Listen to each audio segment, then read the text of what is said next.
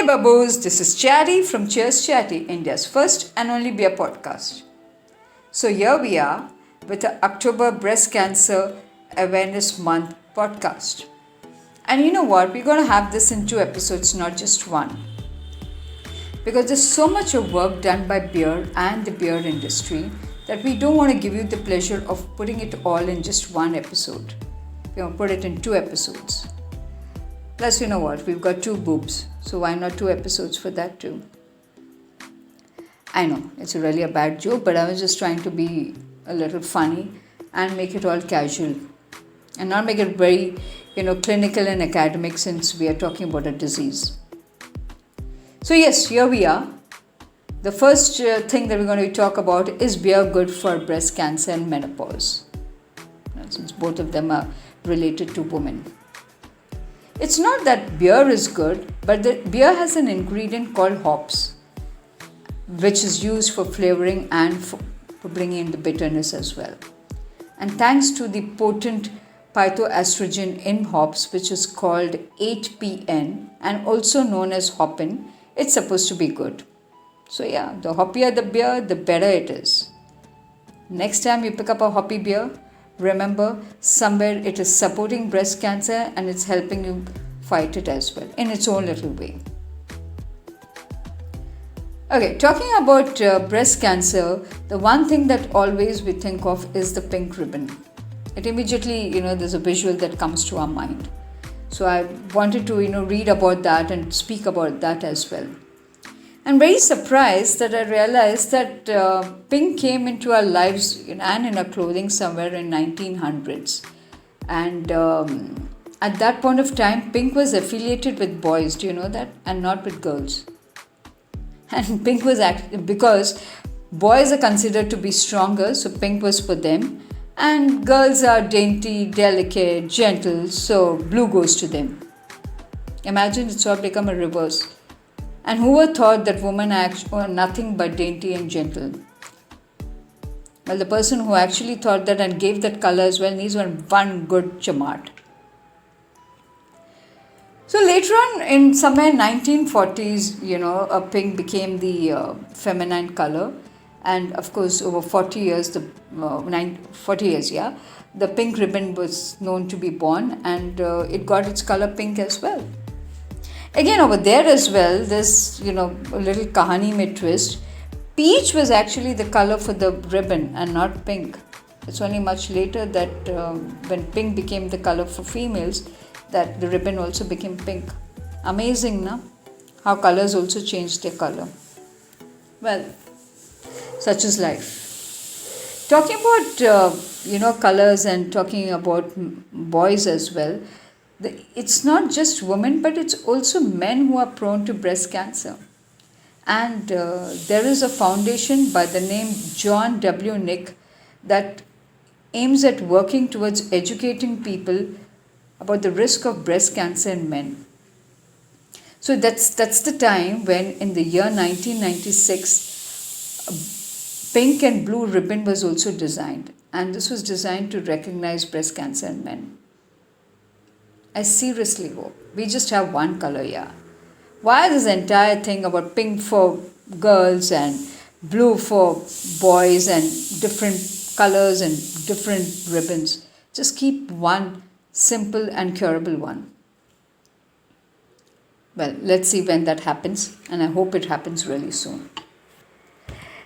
Again, when you talk about breast cancer, you always think about the month October. And you wonder, why is it just October? Why is it not any other month of the year? So this again happened because in America they have something known as National Breast Cancer Awareness Month. And this really happens in the month of October, where an international health campaign is organized by a whole lot of major breast cancer charities to raise awareness about the disease and to raise funds for its research, cause, prevention, diagnosis, treatment and cure. So they do a whole lot of things, to support people who have the ailment and, also most importantly that people need to get in an early screening done. As we all know, prevention is better than cure. And since that happens in the month of October, so obviously, the Breast Cancer Awareness Month also is named and done in the month of October. And this is followed across the globe, not just in America now.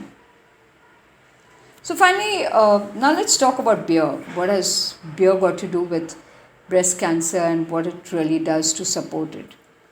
In fact, there's a whole lot of things that it does. Like I always say, beer is not just about cheer. Beer is about compassion, it's about care.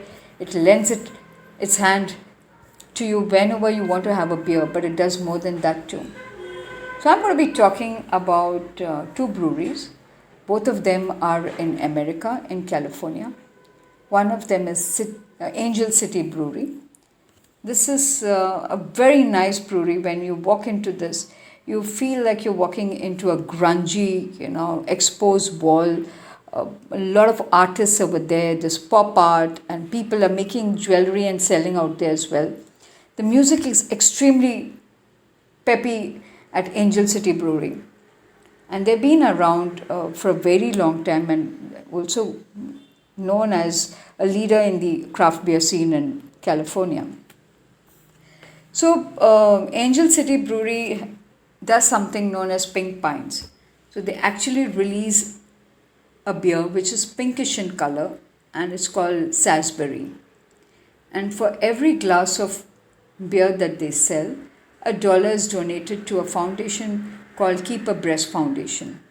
And this foundation does work to educate and empower young people about breast cancer awareness and prevention. Amazing now. And there's also one more brewery that I'm going to be talking about, that's the Slobrew. That's again in California.